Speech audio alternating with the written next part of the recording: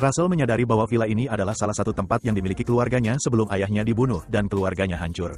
Russell teringat bahwa setelah kehancuran keluarganya, dia mendengar bahwa villa ini dijual dengan harga rendah.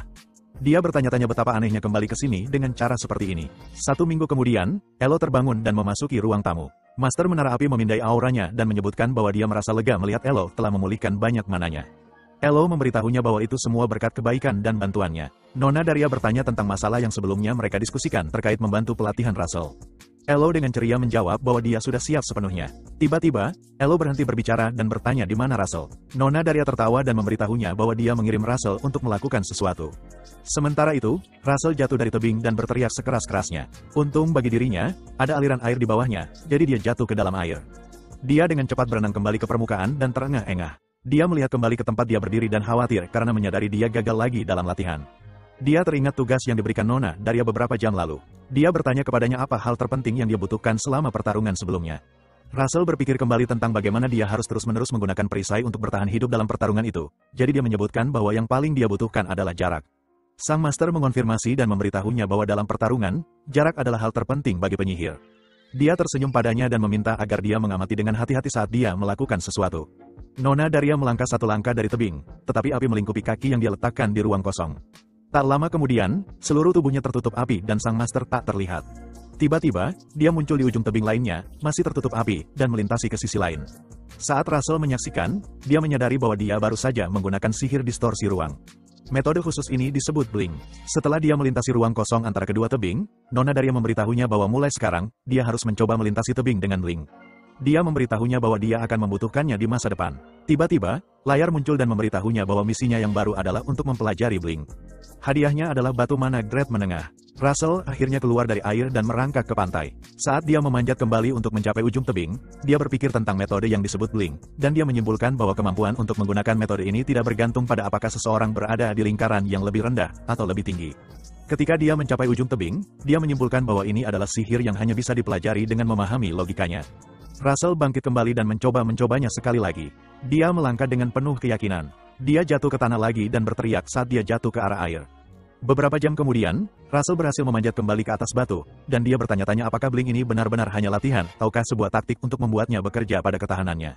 Setelah mencapai puncak, dia memutuskan untuk fokus lebih keras kali ini. Tiba-tiba, saat Russell melangkah lagi, sebuah lapangan api muncul di bawah kakinya. Saat dia bersiap untuk melangkah lagi, kaki keduanya juga terbungkus api. Saat dia melangkah dari tebing, dia mendengar suara mengejutkan dari belakangnya yang menyuruhnya untuk bertindak sekarang. Dia jatuh sekali lagi, lalu dia melihat ke belakang dan menyadari bahwa orang yang mengganggunya adalah Daria. Daria melihatnya jatuh dan memberikan senyum canggung, sementara Russell menjerit saat dia jatuh ke tanah. Malam itu, Nona Daria membawa Russell dan Ilo ke tempat pribadi di sebuah daerah berbatu sebelum perapian. Dia memberitahu Russell bahwa mulai hari ini, dia akan belajar tentang kontrak dengan roh. Master Menara Api memberitahu Russell bahwa Ilo akan membantunya dalam hal itu. Ilo bangkit dari tempat duduknya dan mengatakan bahwa dia senang bisa membantu. Russell juga berterima kasih pada Ilo. Ketika mereka mulai, Ilo meminta Russell untuk menutup matanya perlahan. Dia memintanya untuk membayangkan sesuatu yang berhubungan dengan api. Tiba-tiba, seluruh tubuh Russell segera tertutup api saat dia memikirkan api. Ilo memberitahunya bahwa dia akan masuk ke dalam imajinasinya untuk membimbingnya, dan dia melakukan hal itu. Di dunia imajinasi, Ilo muncul di dalam pikiran Russell dan menggenggam tangannya untuk membimbingnya menuju jalan yang benar. Ilo mulai menjelaskan bahwa ada sesuatu yang kebanyakan orang tidak tahu. Dia mengatakan bahwa pintu menuju roh tersedia untuk semua orang. Tidak masalah apakah kamu seorang manusia, elf, atau entitas lainnya. Ini tidak penting karena semua entitas pada akhirnya lahir dari alam. Dalam pikirannya, dia mulai melihat visi tentang kematian dan peperangan besar. Tiba-tiba, lebih banyak api keluar dari tubuh Russell. Api tersebut begitu besar sehingga bahkan Master Menara Api terlihat terkejut. Sementara itu, Ilo, yang masih memeriksa pikirannya, bertanya-tanya apa itu arus besar dalam hatinya. Dia terus mencoba mengenalinya, dan dia melihat gambaran yang sangat mengganggu tentang seorang pria yang dibunuh, dan itu terlalu berat baginya untuk ditanggung. Dia menelusuri lebih dalam ke dalam pikirannya menuju gerbang dunia roh. Di depan gerbang tersebut, ada arus besar air yang memisahkan mereka dari gerbang itu. Dia bertanya-tanya apa yang bisa menjadi arus besar itu. Sementara itu, Russell berdiri di belakangnya, dan dia menangis terseduh-seduh. Dia terus memindai emosinya dan menyadari bahwa dia dipenuhi dengan kebencian. Saat dia memindai lebih dalam, dia menyadari itu mungkin bukan kebencian, tetapi sesuatu yang lain. Di dunia nyata, Russell mengerutkan kening karena dampak menyakitkan dari menghidupkan kembali kenangan buruk dari masa lalunya.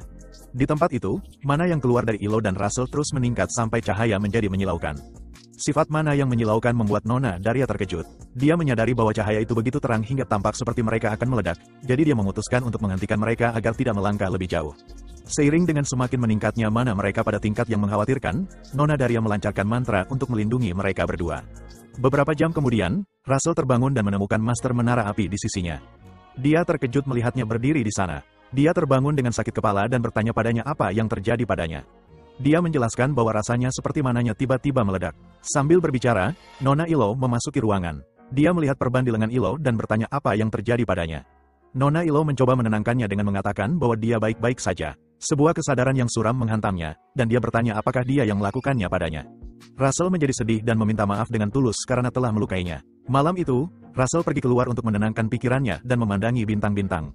Sementara itu, Nona Daria mengawasinya dari dalam kantornya. Dia memutuskan untuk berbicara dengan Nona Ilo. Dia bertanya kepada Nona Ilo apa yang sebenarnya terjadi selama latihan. Nona Ilo mengatakan bahwa dia ingat mereka sampai ke jalan yang menuju gerbang roh. Masalahnya adalah ketika sampai di sana, mereka tidak bisa melanjutkan.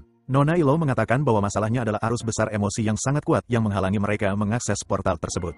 Nona Ilo menjelaskan bahwa emosi yang dia rasakan adalah kebencian, tetapi rasanya lebih seperti kesedihan baginya. Dia melanjutkan dengan mengatakan bahwa itu adalah kesedihan yang sangat besar sehingga dia bertanya-tanya bagaimana Russell bisa menyembunyikan semua itu selama ini. Beberapa saat kemudian, Nona Daria memanggil Russell. Nona Daria dengan senang hati memberitahunya bahwa hari ini dia akan menjalani latihan baru. Ketika Russell membungkuk untuk menerima latihan baru tersebut, dia dengan terang-terangan mengungkapkan bahwa dia harus melakukan beberapa pembersihan. Russell menatapnya dengan takjub dan bertanya-tanya apa yang dia maksud. Master Menara Api memberitahunya bahwa dia akan membantu pembersihan menyeluruh rumah para pelayan mansion selama seminggu. Russell terkejut mendengar ini dan bertanya-tanya mengapa latihannya berkaitan dengan pembersihan mansion. Nona Daria menambahkan bahwa dia dan Nona Ilo akan pergi ke ibu kota. Nona Ilo mengucapkan selamat tinggal pada Russell dan menyebutkan bahwa dia akan bertemu dengannya minggu depan. Russell dengan cepat mengonfirmasi dan hanya memberi mereka ucapan untuk menjaga diri. Sebelum mereka pergi, Nona Daria mengingatkannya bahwa ini bukanlah hukuman. Dia setuju untuk melakukannya, tetapi dalam hatinya dia memutuskan untuk membersihkan rumah dan berlatih teknik bling di sisa waktu yang ada. Sebelum mereka pergi, Master Menara Sihir menambahkan informasi tambahan jika diperlukan. Dia memberitahunya bahwa dia melarang Russell menggunakan sihir minggu ini, dan Russell terkejut. Setelah kereta pergi, dia berada dalam kebingungan total, tetapi dia menerima nasibnya. Kemudian, Russell mengambil pel dan bersiap untuk mengepel lorong. Anak kita memutuskan rencana hebat lainnya karena Nona Daria telah menghentikannya menggunakan sihir. Dia berlari melintasi ruangan dengan pel basah dan berkata pada dirinya sendiri bahwa dia mungkin juga melatih tubuhnya meskipun tidak bisa menggunakan sihir. Sementara dia berlari melewati lorong, dia tergelincir di beberapa tetesan air yang ada di lantai. Ketika dia jatuh, kakinya tanpa sengaja menendang sebuah vas yang dekat ke udara. Ketika dia mendarat di punggungnya, vas yang dia jatuhkan juga pecah dekat dengannya. Tiba-tiba, kepala pelayan muncul di belakangnya dan bertanya mengapa dia membersihkan dengan kecepatan penuh. Dia menambahkan bahwa vas yang dia hancurkan adalah salah satu yang sangat dihargai oleh Nona Daria. Dia teringat bagaimana sebelum mereka pergi, Nona Daria memberitahunya bahwa yang perlu dia lakukan adalah mengikuti perintah kepala pelayan. Di saat ini, kepala pelayan berdiri tinggi di atas Russell dan menunggu dia membersihkan kekacauan yang dia buat. Russell segera bangkit dan mencoba mengumpulkan pecahan vas yang rusak dengan tangannya dan meminta maaf karena telah membuat kekacauan. Kepala pelayan memakai sarung tangan dan memberitahunya bahwa dia tahu bahwa Russell tidak bisa menggunakan sihir selama seminggu. Dia memberinya serbet dan memberitahunya untuk mengikuti perintahnya dalam membersihkan rumah mulai sekarang. Kemudian, Russell ditugaskan untuk membersihkan debu vas dan kepala pelayan tiba-tiba muncul di belakangnya dan memberitahunya untuk memegang vas dari bawah agar tidak jatuh. Sementara dia sedang mengepel lantai, dia muncul lagi dan bertanya apakah dia sudah mempertimbangkan untuk membersihkan di belakang pintu.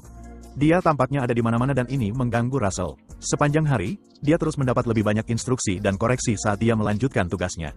Akhirnya, ketika dia selesai, dia terjatuh di suatu tempat dan menghela napas panjang. Anak kita bertanya pada dirinya sendiri mengapa tiba-tiba dia terdaftar sebagai pelayan dalam regimen latihannya. Dia teringat bagaimana kepala pelayan terus datang untuk menyebutkan satu hal atau lainnya dan dia bertanya-tanya apakah Nona Daria sedang mencoba melatih kekuatan mentalnya. Saat dia tenggelam dalam pikirannya, kepala pelayan memberitahunya bahwa waktunya makan siang. Dia berjalan menuju dapur dan meminta Russell untuk mengikutinya. Russell, yang jelas tidak ingin pergi kemanapun bersamanya, memberitahunya bahwa dia akan makan siangnya nanti. Kepala pelayan menatapnya tajam dan bersikeras agar dia mengikutinya dengan suara yang lebih menyeramkan. Russell tidak punya pilihan selain untuk menurut. Di dapur, pekerja lain di gedung berkumpul untuk makan dan bercakap-cakap satu sama lain. Russell menyadari bahwa ada banyak orang yang bekerja di villa itu. Sambil melihat-lihat, seorang pria di sampingnya bertanya apa nama Russell. Dia segera menoleh ke samping dan melihat pria yang tampak sederhana yang sedang tersenyum kepadanya. Dia memberitahunya bahwa namanya adalah Russell Raymond. Pria itu tampak terkejut ketika mendengar nama Raymond, seolah dia mengenali nama itu. Russell mulai berkeringat, dan dia merasa bahwa pria itu pasti tahu tentang dirinya dan keluarganya. Berbeda dengan yang dia duga, pria itu hanya mengatakan bahwa dia adalah pria muda yang tampan dan memuji rambut hitam dan mata merahnya. Seseorang memanggil polisi. Seorang pelayan lain di meja itu mendengar pembicaraan pria itu dan memperhatikan mata merah Russell, yang menurutnya keren. Seorang pekerja lain yang berdiri di belakang meja Russell menyebutkan bahwa dia tampaknya cukup bugar dan bertanya apakah dia bisa meraba otot bisepnya. Ketika dia menyentuh Russell, dia hampir berteriak kaget, dan tampaknya dia akan dilecehkan. Pria itu menepuk belakang kepalanya dan mengatakan bahwa dia bercanda, dan semua orang tertawa melihat Russell. Russell ragu-ragu tertawa bersama mereka, tetapi di dalam dirinya dia menangis karena harus bertahan selama seminggu lagi. Dia berkata pada dirinya sendiri bahwa ini kemungkinan adalah latihan, karena tampaknya tidak ada penjelasan rasional lain untuk semua ini. Beberapa waktu kemudian, Russell dan para pekerja lainnya pergi untuk memotong kayu dan membawanya ke villa. Dia berpikir bahwa dia akan bisa menyelesaikan ini dengan cepat jika dia bisa menggunakan aura penyihirnya, tetapi dia tidak bisa. Mereka membawa kayu melewati sebuah jembatan kecil dan bola balik. Setelah selesai mengangkut dan memotong kayu, para pekerja duduk di tepi danau untuk merayakan pekerjaan yang selesai. Mereka semua bersulang untuk pekerjaan yang berhasil dilakukan. Russell tidak ragu-ragu dan mulai meminum bir seperti seorang ahli, yang membuat pekerja yang duduk di dekatnya terkejut. Pria itu menepuk punggung Russell, dan kejutan itu membuat Russell tumpah bir di mulutnya. Anak kita bertanya kepada pria itu mengapa dia tiba-tiba memukulnya. Pria itu memberitahunya bahwa dia masih seorang siswa dan akan kehilangan ototnya jika dia minum. Russell teringat bahwa dia berada di tubuh seorang pemuda, dan dia telah membingungkan waktu sekarang dengan masa-masa mabuk anggur saat menjadi tentara bayaran. Seorang pekerja tua menyebutkan bahwa itu tidak apa-apa. Pria itu menuangkan bir lagi untuk Russell dan memberitahunya bahwa dia seharusnya belajar minum dari orang dewasa. Saat pria itu duduk, dia berkata bahwa akan menjadi dosa jika tidak minum mengingat pemandangan indah di depan mereka. Semua orang di meja melihat ke depan dan melihat pemandangan indah sinar matahari. Sementara mereka menonton, seseorang yang berada di dekat mereka mengatakan ada dosa lain yang sedang mereka lakukan. Mereka semua cepat-cepat menoleh untuk mengetahui siapa yang berbicara dan mengapa orang itu mengatakan demikian. Ternyata itu adalah kepala pelayan yang memberitahu mereka bahwa akan menjadi dosa jika mereka terus minum tanpa makanan ringan. Dia membawa keranjang makanan ringan dan membagikannya di antara para pekerja. Mereka semua menikmati makanan ringan dan bersulang untuk anggota keluarga baru, merujuk pada Russell. Semua orang tertawa, termasuk Russell, dan tampaknya ada kegembiraan sejati di antara mereka. Kepala pelayan menyadari bahwa Russell senang berada bersama para pekerja, jadi dia mengawasinya dengan seksama. Dia melihatnya tertawa bersama pekerja lain yang memberitahunya untuk tidak minum, dan mereka benar-benar tampak seperti keluarga sejati. Beberapa hari berikutnya, kepala pelayan mengawasi Russell saat dia membersihkan atap. Di malam hari, mereka juga berkumpul untuk makan lagi, dan semua orang bercakap-cakap dan tertawa seperti biasa. Pada hari terakhir sebelum Tuan Raya kembali, Russell duduk di dekat air mancur dan menyadari bahwa besok akan menjadi 1 minggu sejak Tuan Raya dan Nona Ilo pergi. Dia merasa sedikit tidak puas dan bertanya-tanya mengapa. Tiba-tiba, kepala pelayan mengganggu pikirannya dan menunjukkan bahwa dia suka tinggal di dekat air mancur. Dia terkejut melihatnya, jadi dia segera berdiri untuk menyapanya. Kepala pelayan menyesuaikan kacamatanya dan bertanya berapa kali dia berencana untuk menyapanya dalam 1 hari, dan Russell tertawa atas pernyataannya dan berkata bahwa dia melakukannya tanpa berpikir. Kepala pelayan bertanya apakah ada alasan mengapa dia selalu datang ke tempat ini, dan dia ragu sejenak sebelum menjawab pertanyaannya. Akhirnya, dia mengatakan bahwa dia bisa mengingat orang-orang tertentu ketika dia berada di sini. Kepala pelayan menyebutkan bahwa dia mendengar penyihir bisa melakukan teleportasi dan bertanya mengapa dia tidak langsung pergi untuk menemui orang-orang yang sedang dia pikirkan. Russell menyebutkan bahwa sihir teleportasi itu sulit, tetapi bahkan jika dia bisa melakukannya sekarang, orang-orang yang dia pikirkan berada di tempat yang tidak bisa dia temui. Kepala pelayan dengan sarkastik mengatakan bahwa dia mengira penyihir tidak memiliki kekhawatiran, dan Russell bercanda bahwa komentarnya itu absurd. Saat dia berjalan pergi, kepala pelayan mengingatkan Russell bahwa besok adalah hari terakhirnya membersihkan, dan memintanya untuk berusaha semaksimal mungkin hingga akhir. Russell dengan cepat mengiyakan instruksinya dan memberitahunya bahwa dia akan melakukannya.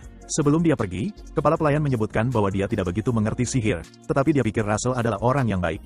Kali ini, dia tidak memanggilnya Tuan Russell seperti biasa, melainkan hanya menyebutnya dengan namanya. Russell merasa tersentuh dengan pernyataannya dan hanya menatapnya dalam keheningan. Kepala pelayan akhirnya bercanda bahwa meskipun Russell tidak menjadi penyihir yang baik, dia ingin memanfaatkan Russell sebagai pelayan yang baik. Russell dengan main-main membalas bahwa dia akan memikirkannya. Pagi berikutnya, Russell keluar untuk menyambut Miss Daria dan Lady Ilo. Wanita-wanita itu bertanya apakah dia baik-baik saja, yang dibenarkannya. Miss Daria memanggil Russell ke samping dan memberitahunya untuk ikut dengannya. Saat mereka berjalan melewati taman, Miss Daria menyebutkan bahwa dia menyadari bahwa Russell telah melalui banyak hal minggu ini, dan dia menjawab bahwa itu tidak seperti itu sama sekali. Miss Daria menambahkan bahwa cukup memakan waktu untuk mencari obat yang akan mengembalikan mana Ilo yang hilang setelah kejadian ketika mereka mencoba mencapai gerbang roh. Dia juga menyebutkan bahwa dia memeriksa arsip dan menemukan sesuatu yang menarik. Miss Daria memberitahunya bahwa dia menemukan bahwa villa ini dulunya milik keluarga Raymond. Russell menundukkan kepala dengan murung dan tidak mengatakan apa-apa. Pemimpin Menara Api memberitahunya bahwa Ilo telah memberitahunya bahwa ada arus besar air di hatinya, dan itulah mengapa mereka tidak bisa mencapai pintu roh. Dia bertanya apakah Russell merasa marah, dan jika tidak, apakah dia merasa sedih. Russell terus menatap tanah, dan dia mengatakan bahwa dia merasakan semua itu sekaligus. Miss Daria memberitahunya bahwa semua ini mengingatkannya pada pertama kali dia melihatnya di perpustakaan. Dia melihat Russell belajar dengan sangat giat untuk mengembangkan sihirnya. Dia menyadari bahwa Russell sedang berjuang sendirian sekarang setelah dipikir-pikir.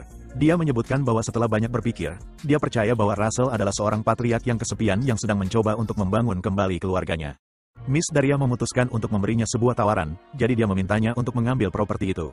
Russell hampir kehilangan akal dan bertanya apa maksudnya. Akhirnya, Miss Daria menenangkan sarafnya dan memberitahunya bahwa dia tidak memberikannya secara gratis. Dia menyarankan agar Russell menjadi penyihir perang di Menara Api dan menjadi pelindung negara. Jika dia melakukannya, dia bisa menghasilkan banyak uang darinya dan membeli properti ini dari tangannya. Russell menghela napas lega ketika dia menjelaskan apa maksudnya. Miss Daria tersenyum dan bertanya apakah Russell mengerti. Dia menambahkan dengan ceria bahwa Russell tidak perlu berjuang sendirian. Malam itu, Miss Daria, Lady Ilo, dan Russell kembali masuk ke hutan untuk latihan mereka. Lady Ilo memberitahu Russell bahwa kali terakhir, dia tidak membangunkan kesadarannya saat mereka mendekati pintu roh. Dia memberitahunya bahwa dia membimbing Russell dengan mana tidak sadar miliknya, tetapi kali ini mereka akan menuju pintu itu bersama-sama. Russell tidak terlihat begitu senang untuk melakukannya lagi dan bertanya apa yang akan terjadi jika Ilo terluka lagi. Ilo menyemangatinya dengan mengatakan bahwa mereka membawa banyak obat, tetapi Russell memberitahunya bahwa dia lebih memilih untuk tidak melukai Ilo sama sekali. Ilo hanya memintanya untuk menutup mata dan memikirkan api seperti yang dia lakukan terakhir kali. Dia mengatakan bahwa dia akan membangunkan imajinasinya agar dia sadar ketika mereka sampai di sana. Tiba-tiba mereka mencapai alam bawah sadar Russell dan kali ini, Russell bisa melihat dan mengenali Ilo. Dia melihat tangannya dan memeriksa bagaimana bentuk mana murninya untuk pertama kalinya. Ilo memimpin Russell maju dan berkata perjalanan kali ini akan berjalan mulus seperti terakhir kali hingga mereka mencapai arus. Saat mereka berjalan lebih jauh, mereka berhenti di tepi jurang dan Ilo memberitahunya bahwa arus itu masih ada. Dia memberitahunya bahwa masih sulit bagi mereka untuk mencapai asalnya dan menuju pintu roh. Russell bergerak menuju arus itu, tetapi Ilo memperingatkannya untuk tidak mendekat. Saat dia semakin dekat, dia merasakan penolakan yang kuat yang mendorongnya mundur dan dia berteriak kesakitan. Lady Ilo memberitahunya bahwa melihat dan merasakan arus ini sudah cukup berbahaya, dan lebih buruk lagi jika mencoba untuk masuk ke dalamnya. Dampak dari berjalan menuju arus memungkinkan Russell untuk merasakan apa yang terbuat dari arus tersebut dan dia mulai melihat pemikirannya tentang berhasil lulus dari akademi, memilih menara untuk bergabung, membangun kembali keluarganya, dan membalas kematian ayahnya. Beratnya pemikiran itu mengejutkannya dan dia menyadari bahwa ada hal-hal yang sangat berarti baginya. Dia menjadi sedih dan meminta maaf karena pemikiran-pemikiran ini bukanlah sesuatu yang bisa dia singkirkan. Tiba-tiba mereka mendengar suara yang bertanya kepada seseorang bagaimana rasanya tinggal bersama Russell. Russell menoleh ke atas dan mendeteksi bahwa itu adalah suara pemimpin Menara Api, Miss Daria. Di dunia nyata, kepala pelayan melapor kepada Miss Daria bahwa Russell adalah orang yang baik. Sementara itu, di dunia bawah sadarnya, Russell mendengar suara kepala pelayan dan menyadari bahwa dia dan pemimpin Menara Api pasti sedang berbicara. Miss Daria bertanya kepada kepala pelayan apakah dia tidak meninggalkan sisi Russell seperti yang dimintanya, dan kepala pelayan mengiyakan. Russell terus mendengarkan percakapan itu dan akhirnya memahami inti dari pelatihan selama seminggu. Dia teringat Profesor Hubert, yang selalu memikirkan kebaikannya. Dia mengingat perayaan bersama para pekerja, ketika mereka bersorak untuk anggota keluarga baru, yang merujuk kepadanya. Pengalaman lain yang menyentuh hatinya adalah kata-kata terakhir kepala pelayan padanya ketika dia mengatakan bahwa Russell adalah orang yang baik. Terakhir, dia teringat Miss Daria, yang memberitahunya untuk tidak berjuang sendirian karena dia memiliki orang-orang yang mendukungnya. Russell merangkai semuanya dan menyadari bahwa ada pelajaran yang bisa diambil darinya, yang membuat air mata mengalir di matanya. Tampaknya hanya ada satu hal yang bisa dia lakukan, meskipun dia menyadari bahwa dia tidak bisa menghilangkan arus itu. Dia bangkit dari keadaan terpuruknya dan berkata bahwa dia bisa melompati arus itu. Russell teringat pelatihan yang diberikan Miss Daria di tepi jurang. Saat dia bergerak menuju tepi jurang, Lady Elo berusaha menghentikannya karena berbahaya jika dia mendekat. Rasa sakit akibat dampak arus terus tumbuh, tetapi dia terus berjalan ke arahnya dan memberitahu dirinya sendiri bahwa semuanya akan baik-baik saja. Dia berkata pada dirinya sendiri bahwa tidak masalah jika dia jatuh karena dia tidak sendirian. Ketika dia mengambil langkah pertama dari jurang, api muncul di bawah kakinya. Elo menonton dengan ngeri dari belakang dan berharap dia selamat. Russell tiba-tiba mengaktifkan metode Blink, dan dia menghilang dari tempat itu meninggalkan jejak api. Setelah Russell menggunakan metode Blink, Lady Elo tidak melihatnya lagi, jadi dia melihat ke sisi lain untuk mengetahui apakah dia berhasil melintasi jurang.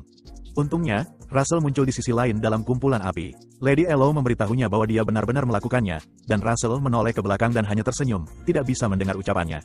Di belakangnya, arus itu terus bergemuruh. Pelajaran yang bisa diambil di sini adalah bukan untuk menghadapi ketakutan atau masalah besar kita, tetapi untuk melompatinya. Tiba-tiba, layar pemberitahuan muncul dan memberitahunya bahwa dia telah menyelesaikan misi dan menerima batu mana grade menengah sebagai hadiah. Russell berdiri di depan pintu, bahagia karena telah berhasil melintasinya, tetapi tampaknya dia tidak tahu apa yang harus dilakukan selanjutnya. Tiba-tiba, dia mendengar suara Elo di pikirannya, yang memberitahunya untuk pergi ke pintu cahaya di depannya. Suara Elo membuatnya terkejut, dan dia bertanya-tanya bagaimana dia bisa mendengarnya. Lady Elo memberitahunya bahwa mereka masih bisa berkomunikasi karena mana mereka masih terhubung. Layar lain muncul dan menunjukkan kepada Russell bahwa misi barunya adalah untuk membuat kontrak dengan roh. Dia diminta untuk memanggil roh sesuai dengan penjelasan Elo dan membentuk kontrak dengan roh tersebut. Lady Elo memintanya untuk memasukkan tangannya ke dalam pintu, dan dia melakukannya. Setelah dia memasukkan tangannya, dia bertanya apa yang akan terjadi sekarang karena dia tidak merasakan apa-apa.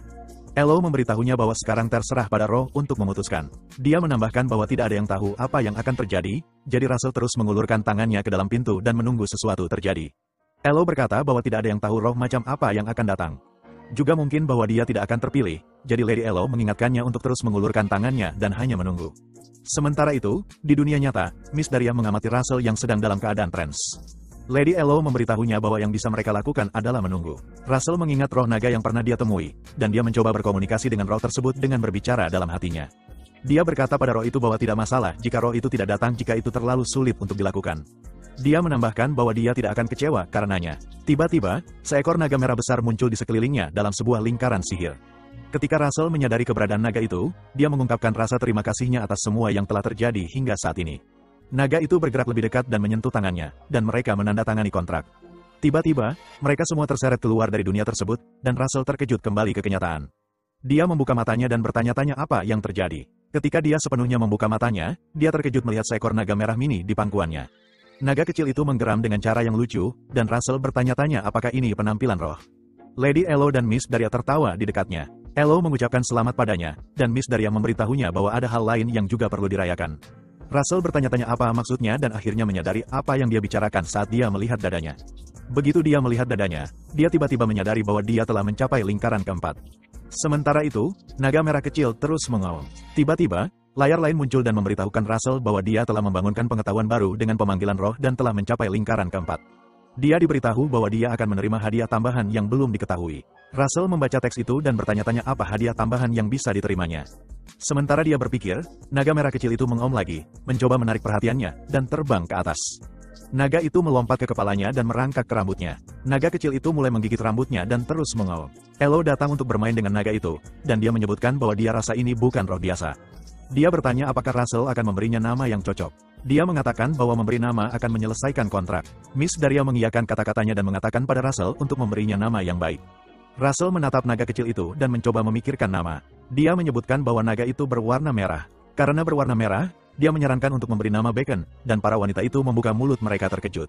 Russell menyadari humornya yang gelap dan tertawa. Anak kita berpikir lagi dan bertanya apa pendapat mereka tentang nama Pepper. Naga kecil itu mengeluarkan suara mengaum lucu, sepertinya dia menyukainya. Elo memuji nama Pepper dan mengatakan itu nama yang lucu, dan Miss Daria mengatakan itu tidak buruk. Russell berpikir dalam hati bahwa Pepper bisa menjadi singkatan dari pepperoni, tetapi dia tidak memberitahukan itu kepada mereka. Miss Daria menyarankan mereka untuk merayakan, dan mereka bisa memulai pelatihan khusus yang sebenarnya besok. Russell terus bermain dengan Pepper, dan dia mengatakan dia menantikan pelatihan itu. Dia terus bermain dengan Pepper, yang terus menguji pita suaranya dengan geraman lucu, dan Russell berkata pada Pepper bahwa senang bertemu dengannya. Sebulan kemudian, kita kembali ke akademi. Di depan gerbang, semua profesor berbaris untuk menerima beberapa tamu penting pada hari di mana Menara akhirnya memilih murid-muridnya. Salah satu profesor bertanya-tanya berapa banyak lulusan yang akan dipilih tahun ini. Guru lainnya yang ada di dekatnya menyebutkan bahwa itu sudah hampir diputuskan. Sementara mereka berbicara, sebuah pengumuman dibuat bahwa hakim dari Menara Putih Kerajaan telah tiba. Hakim itu tiba bersama salah satu murid, dan guru yang tadi berbicara menyebutkan bahwa setiap menara telah memilih individu untuk dilatih sepanjang semester. Tak lama kemudian, hakim dari Menara Kuning Kerajaan tiba bersama kandidat yang mereka latih sepanjang semester. Beberapa saat kemudian, hakim dari Menara Tombak Kerajaan tiba bersama seorang murid perempuan yang mereka latih. Para profesor terus mengobrol, dan seorang profesor lainnya menyebutkan bahwa mereka perlu melakukan sesuatu yang lebih untuk murid-murid khusus yang telah diseleksi, dan mereka semua setuju. Ketika mereka melihat Hubert mengernyitkan dahi kepada mereka cepat-cepat mengubah pembicaraan dan mengatakan bahwa mereka perlu melakukan sesuatu yang spesial untuk semua orang di sekolah, bukan hanya beberapa orang. Hubert menatap tajam kepada mereka, dan dia bertanya bagaimana mereka bisa menyebut anak-anak ini murid mereka jika mereka hanya lebih menyukai beberapa murid berbakat. Sementara mereka berbicara, pengumuman lain dibuat bahwa hakim dari Menara Api Kerajaan telah tiba. Para murid yang berdiri di dekatnya ketakutan karena Menara Api adalah salah satu menara paling terkemuka di kerajaan. Tidak seperti yang mereka harapkan, seorang pria bernama Vermilion Olsen keluar dari pelatih menara api. Profesor Hubert memandang Vermilion dan bertanya-tanya mengapa dia ada di sini. Vermilion terlihat cukup tangguh, dan dia melihat sekeliling untuk mencari Russell. Ketika dia tidak menemukannya, dia menyebutkan bahwa sepertinya dia belum datang. Profesor Hubert mulai khawatir bahwa Miss Daria sepertinya tidak berniat memilih Russell karena dia mengirim Vermilion sebagai hakim. Sementara itu, seseorang mentransportasikan diri melintasi langit menggunakan sihir api. Ternyata itu adalah Russell, yang sedang terburu-buru untuk sampai ke upacara lebih awal. Vermilion menyadari kehadiran yang aneh itu dan melihat ke atas untuk mengetahui siapa itu. Russell akhirnya mendarat di dekatnya dan menghela napas lega. Dia menyadari bahwa dia hampir terlambat, tetapi senang karena berhasil datang tepat waktu. Pandangan Russell bertemu dengan Vermilion, dan dia terkejut melihatnya di sini. Vermilion hanya menatapnya tanpa ekspresi, seolah tidak mengenalnya. Vermilion berbalik dan berjalan menuju akademi dan melewati barisan para guru. Dia tersenyum jahat dan berkata pada dirinya sendiri bahwa ini akan menyenangkan untuk menikmati meruntuhkan Russell. Dalam kilas balik ke saat Russell memutuskan untuk meninggalkan Maldiva untuk akademi, dia berterima kasih kepada Miss Daria, Lady Ilo, dan kepala pelayan atas semua yang telah mereka lakukan untuknya. Dia berharap Lady Ilo selamat dalam perjalanan kembali ke kampung halamannya, dan dia berterima kasih padanya atas niat baiknya. Sebelum dia pergi, dia meninggalkan pesan untuk kepala pelayan. Dia memberitahunya bahwa dia akan kembali sebagai pemilik properti itu, dan dia meminta agar kepala pelayan mengelola tempat itu dengan baik sementara itu. Kepala pelayan hanya tertawa dan mengatakan bahwa dia berharap semuanya berakhir seperti yang dia harapkan. Dia berterima kasih kepada mereka atas semua yang mereka lakukan untuknya dalam waktu singkat yang mereka habiskan bersama. Miss Daria memberitahunya bahwa dia memiliki satu permintaan untuknya dalam perjalanannya kembali. Dia memberinya amplop tersegel dan memberitahunya untuk menyampaikan surat itu kepada Hubert untuknya. Russell menerima surat itu dan berjanji untuk menyampaikannya sesuai permintaannya. Dia berterima kasih padanya, tetapi dia menyadari bahwa Miss Daria tampaknya tidak terlihat baik-baik saja. Dia bertanya-tanya apa isi surat itu dan mengapa dia terlihat murung. Pada saat ini, Russell dan Profesor duduk di kantor Profesor Hubert. Russell memberikan surat itu kepadanya, dan Profesor Hubert menyebutkan bahwa itu sangat melegakan bahwa Russell datang tepat pada waktunya.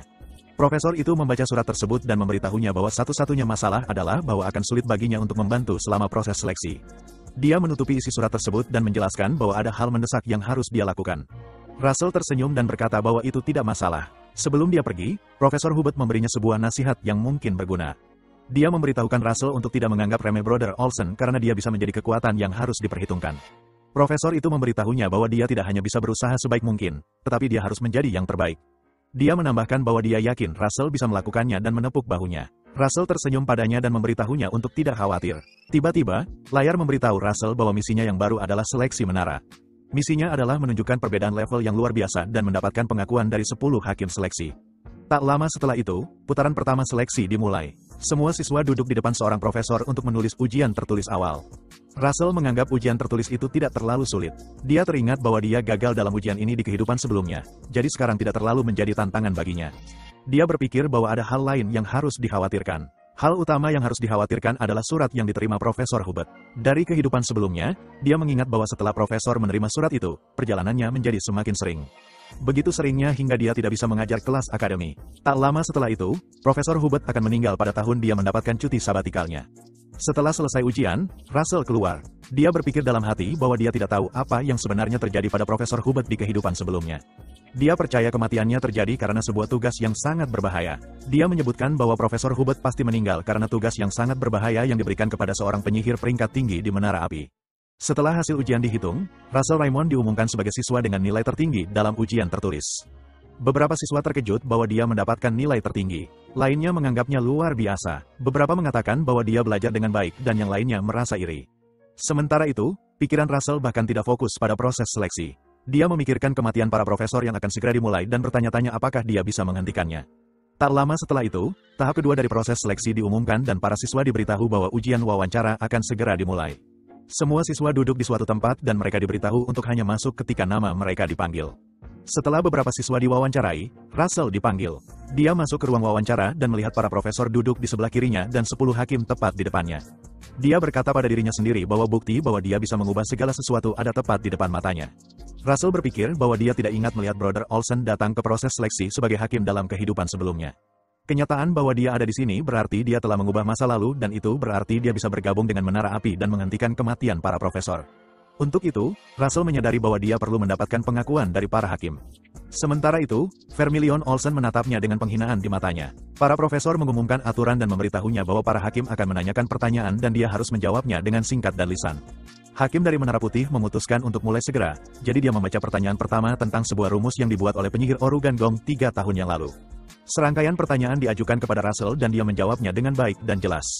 Bagian tersulit dari pertanyaan wawancara adalah tugas tersembunyi kedua. Tak lama setelah itu, tempat duduk para hakim mulai bersinar terang saat mereka melepaskan ledakan mana untuk melihat apakah Russell bisa tetap tenang menghadapi pertanyaan mereka saat mereka melepaskan mana tersebut. Ini adalah kebiasaan dalam proses seleksi dan Russell berkata pada dirinya sendiri bahwa dia harus bertahan dengan tekanan mana yang dikeluarkan oleh para hakim seleksi. Dia ingat bahwa dia selalu gagal pada bagian ini di kehidupan sebelumnya dan akan batuk parah hingga hampir pingsan. Di waktu sekarang, dia dengan percaya diri bertahan dengan tekanan mana tersebut dan terus menjawab pertanyaan mereka. Hakim dari Menara Kuning menyebutkan bahwa Russell luar biasa karena ekspresinya tidak berubah meskipun badai mana yang berputar. Sementara itu, Vermilion Olsen tampaknya tidak terkesan. Brother Olsen tersenyum licik dan menyebutkan bahwa ini bukan badai mana yang besar. Dia tiba-tiba memperbesar intensitasnya untuk mengetahui apakah Russell akan mampu menanggungnya ketika semakin kuat. Russell menyadari perubahan aneh dalam intensitas mana dan semakin sulit untuk menahan dampaknya. Olsen hanya tersenyum sinis dan efek badai mana mulai mempengaruhi para penjaga yang berdiri di belakang para hakim. Hakim dari Menara Kuning melihat Olsen dan dia mengonfirmasi bahwa dia benar-benar macan gila. Hakim dari Menara Kuning berkata pada dirinya sendiri bahwa kandidat ini bisa saja mati jika ini terus berlanjut. Russell mulai merasa sedikit lebih sulit untuk bertahan, tetapi dia tidak bergerak. Dia terus menatap hakim tersebut sambil menunggu pertanyaan berikutnya. Hakim dari Menara Tombak terkejut melihat bahwa Russell bertahan dengan serangan mana ini. Dia memperhatikan bahwa bahkan para profesor baru yang ditugaskan untuk ujian ini pun kesulitan bertahan dengan badai mana yang begitu hebat. Hakim dari Menara Tombak berpikir bahwa Russell pasti seorang jenius yang sangat diinginkan. Tiba-tiba, sistem mengeluarkan pemberitahuan bahwa Russell telah berhasil mendapatkan pengakuan dari 9 hakim dari 10. Olsen melanjutkan intensitasnya, tetapi dia terkejut melihat bahwa Russell bertahan. Dia memutuskan untuk meningkatkan intensitasnya sedikit lagi untuk mengetahui apakah Russell akan mampu bertahan. Russell mulai merasa sangat tidak nyaman, tetapi dia berhasil mempertahankan posisinya. Vermilion Olsen tidak mundur dan terus meningkatkan intensitas badai mana tersebut.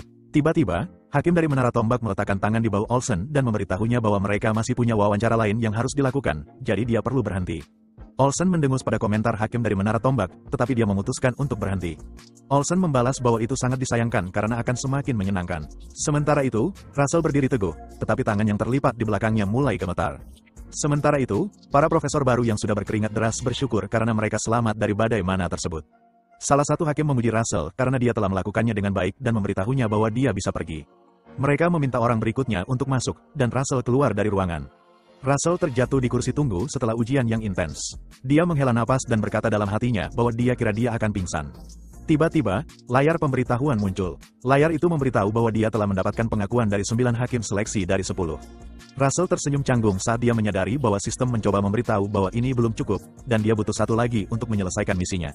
Dia tertawa dalam hati dan berkata bahwa Olsen bukanlah sasaran yang mudah.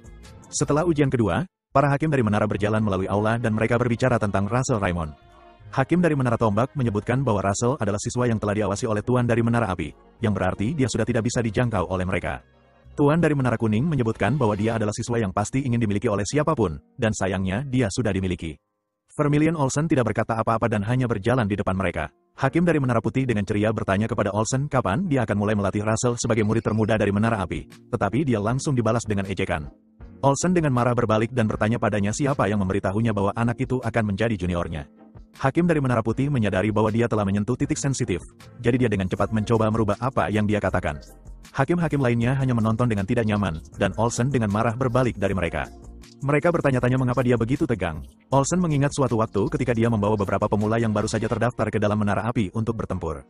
Dalam kilas balik itu, salah satu pemula tidak melakukan pekerjaan yang baik dalam mempertahankan penghalang saat beberapa pendekar menyerang mereka. Musuh menyerang penghalang mereka dan mematahkannya. Kesatria menendang penyihir muda dan menikam mereka hingga mati. Malam itu, Olsen akhirnya mengalahkan semua musuh mereka, tetapi yang muda tidak selamat dari serangan itu. Saat dia berdiri di tengah-tengah tubuh yang mati, air mata mengalir di matanya saat dia meratapi kematian mereka. Di masa kini, dia ingat bahwa jika ada satu orang lemah di antara mereka yang jatuh, semuanya akan jatuh. Sepertinya inilah sebabnya dia begitu keras pada Russell. Tak lama setelah itu, putaran ketiga dari ujian penyaringan dimulai, dan mereka semua berkumpul di luar. Panitia mengumumkan kepada para peserta bahwa ujian mereka berikutnya mirip dengan perburuan harta karun. Seorang pria memberitahu mereka bahwa mereka harus masuk ke dalam hutan Walker Hill yang rimbun, dan mereka harus mencari batu mana hijau. Dia mengumumkan bahwa mereka akan diberi poin berdasarkan jumlah batu yang dapat mereka temukan dan urutan mereka kembali. Russell berpikir bahwa beberapa orang lain akan cukup putus asa untuk mencoba mencuri batu mana orang lain, jadi dia harus berhati-hati. Mereka diberitahu untuk mengantri agar bisa dilepaskan ke dalam hutan. Sementara mereka membentuk barisan, layar pemberitahuan muncul lagi di depan Russell dan memberitahu bahwa bagian terakhir dari misinya adalah memenangkan persetujuan Olsen.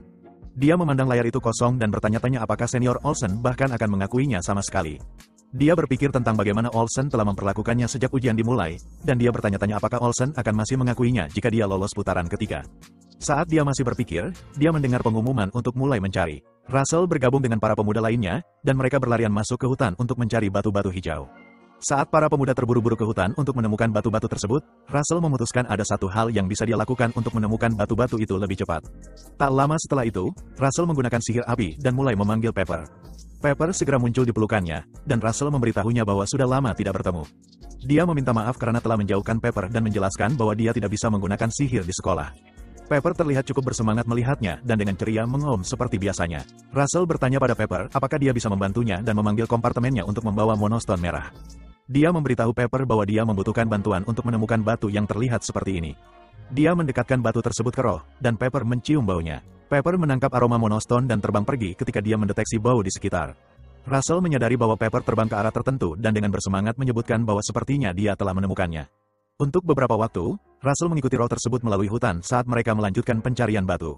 Tak lama setelah itu, mereka tiba di tempat yang tampaknya ada lingkaran sihir merah. Sementara itu, di bagian lain kerajaan, beberapa orang sedang berdiskusi di dalam toko bahan sihir. Seorang pria berbaju jubah yang tampaknya merupakan penjaga menara api mempertanyakan pemilik toko dan bertanya kemana mage yang dia perdagangkan pergi. Pria yang terlihat cukup bingung itu berkata bahwa dia tidak tahu, dan yang dilakukan hanya menjual beberapa bahan mentah untuk ritual. Penyidik itu mengubah suaranya dan bertanya apakah dia tahu kebenaran tentang ritual yang dia bicarakan. Dia bertanya apakah dia tahu bahwa mage itu datang untuk membeli bahan-bahan tersebut untuk mantra pagan.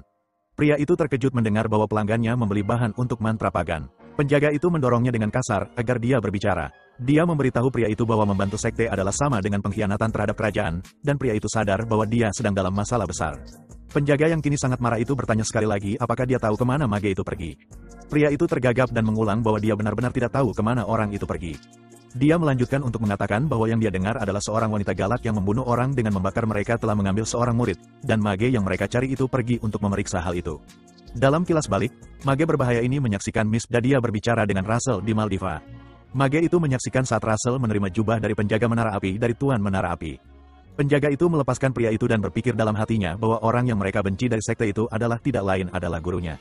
Dia membuka wajahnya, dan jelas bahwa itu adalah Profesor Hubert. Profesor itu buru-buru keluar, dan dia berkata pada dirinya sendiri bahwa Russell sedang dalam bahaya. Tubuh Profesor Hubert terbakar oleh api, dan dia berlari meninggalkan tempat itu menggunakan sihir teleportasi, berlari untuk memperingatkan Akademi tentang betapa berbahayanya ujian penyaringan tersebut.